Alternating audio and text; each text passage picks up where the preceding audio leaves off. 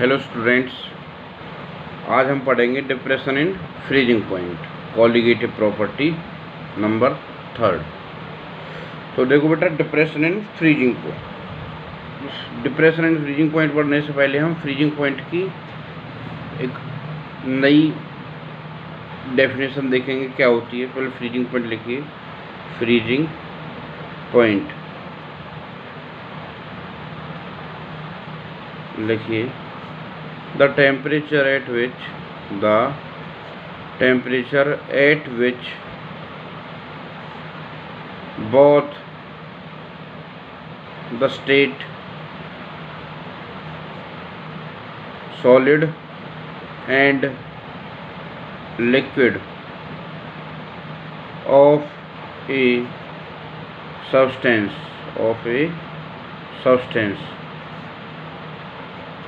have equal vapour pressure.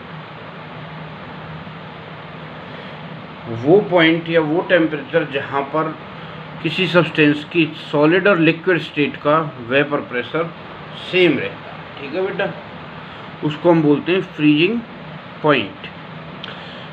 देखो बेटा, जब सॉल्वेंट की कंपैरिजन में अगर हम सॉल्यूशन को देखते हैं, सॉल्वेंट के कंपैरिजन में अगर हम सॉल्यूशन को देखते हैं तो उसका फ्रीजिंग पॉइंट हमेशा लो होता है। ठीक है बेटा, क्योंकि कुछ जो पार्टिकल्स मिल जाएंगे, नॉन वोलेटाइल जो मिल जाएंगे, घुल जाएंगे, वो क्या करेंगे, वो उसको जमने नहीं देंगे बेटा। ठीक है, तो उसको जमाने के लिए हमें टेम्परेचर और ज़्यादा नीचे ले जाना पड़ेगा। ठीक है बेटा, क्लियर है? तो आप भले लिख भी सकते हैं normally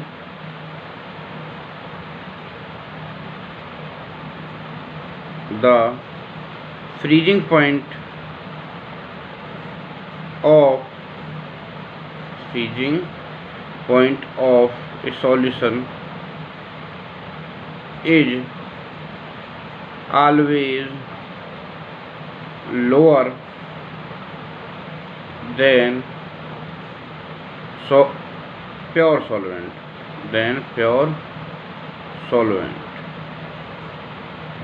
It is known as depression in freezing point.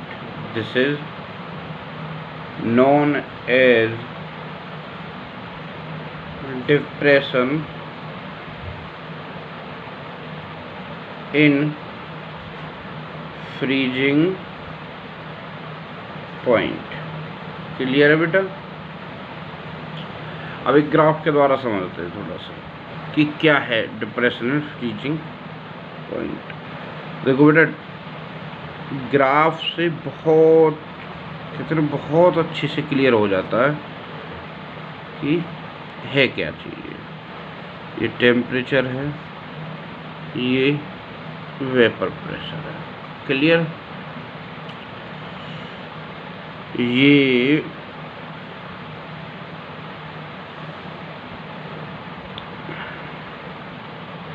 A B,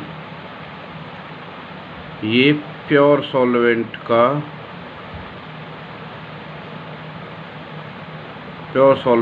vapour pressure in liquid state. कौन सी स्टेट में? लिक्विड स्टेट में। इससे थोड़ा सा इसको नीचे लाएंगे।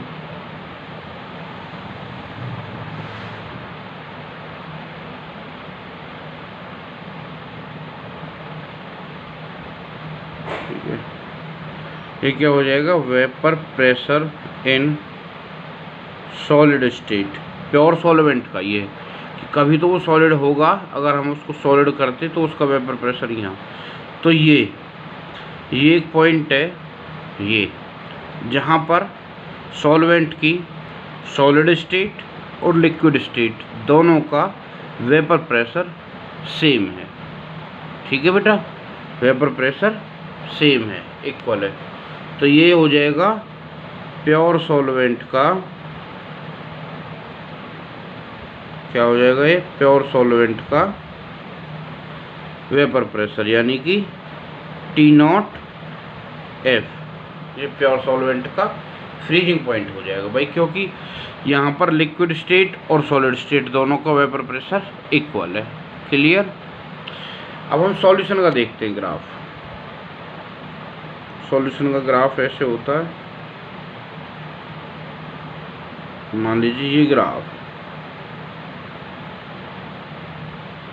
हमने, अगर ये कभी और इसका ग्राफ अगर हम नीचे लाएं यहाँ लाते चले जाएं तो ये क्या होगा, यहाँ कहीं आकर के इस पॉइंट पर आकर के, इस वाले पॉइंट पर आकर के सॉल्यूशन की सॉलिड स्टेट और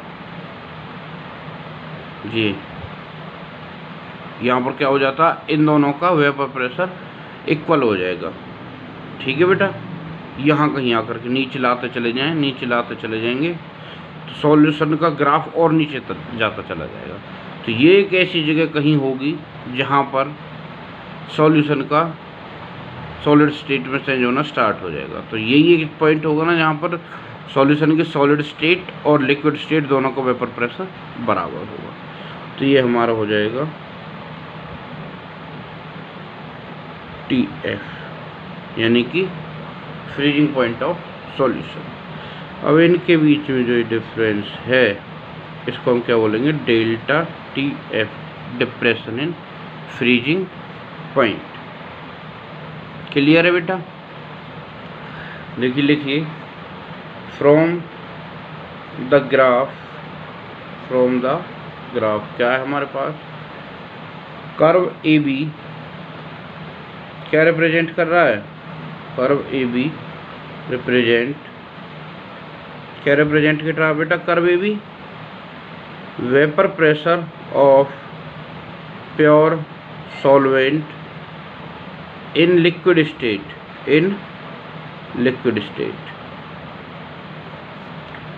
curve BC represent vapor pressure of pure solvent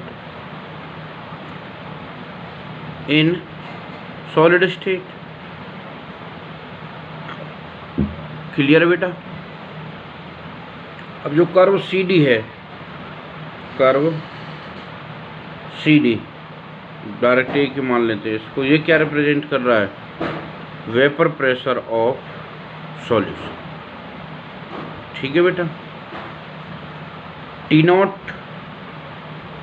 T0 F क्या है, freezing point of pure solvent.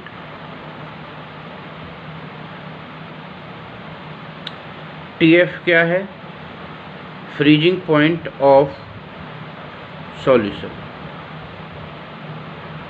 ठीक है बेटा?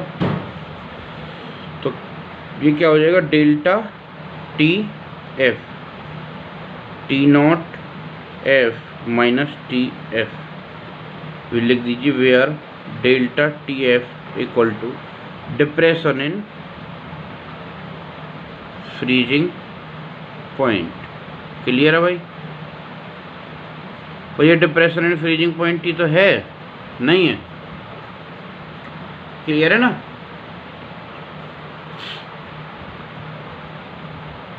नाउ नेक्स्ट हम क्या करते हैं, हमने बहुत यहाँ तक हमारे समझ में आ गया। ठीक है बेटा? डेल्टा TF क्या है, डिप्रेशन फ्रीजिंग पॉइंट। अब हमने एक्सपेरिमेंट्स किए तो हमको पता चला एक्सपेरिमेंटली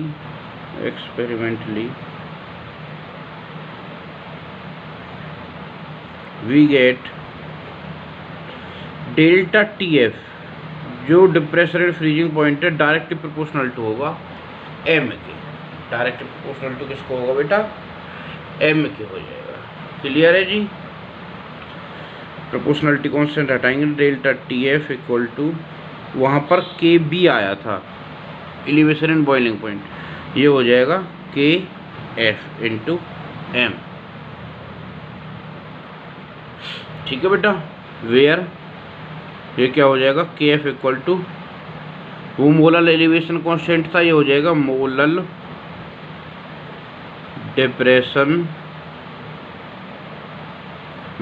डिप्रेशन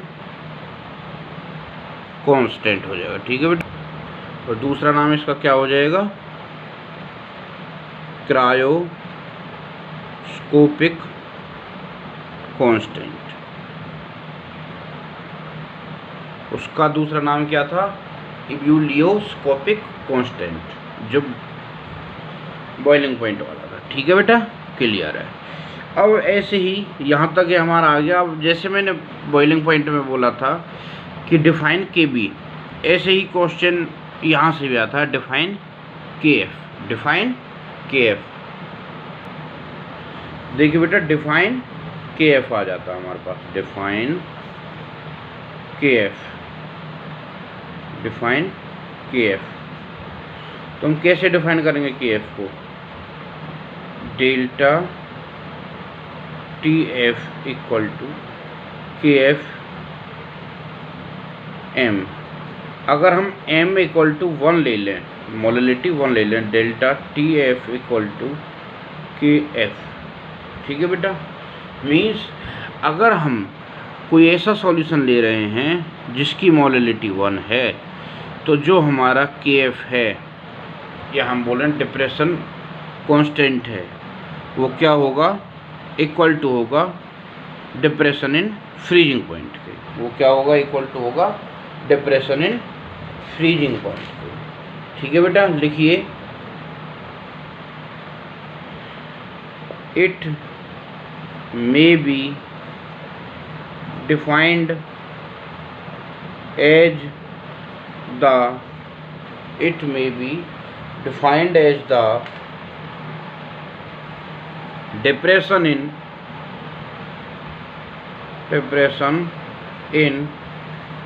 freezing point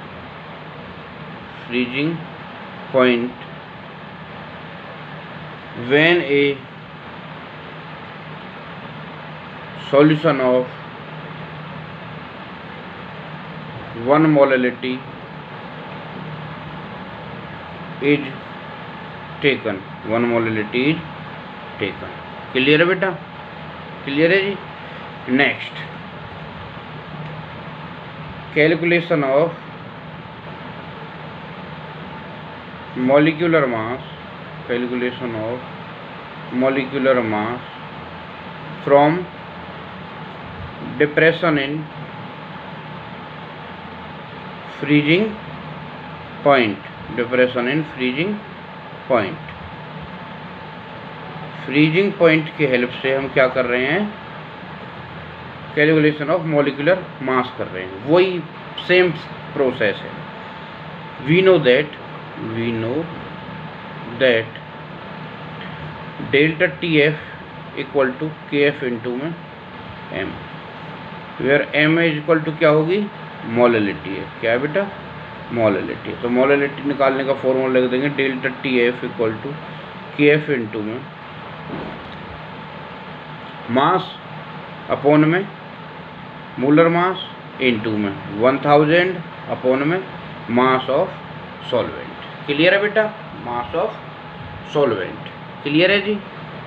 अच्छा, नेक्स्ट हम क्या लिख देंगे, निकालना क्या है हमें, मोलर मास।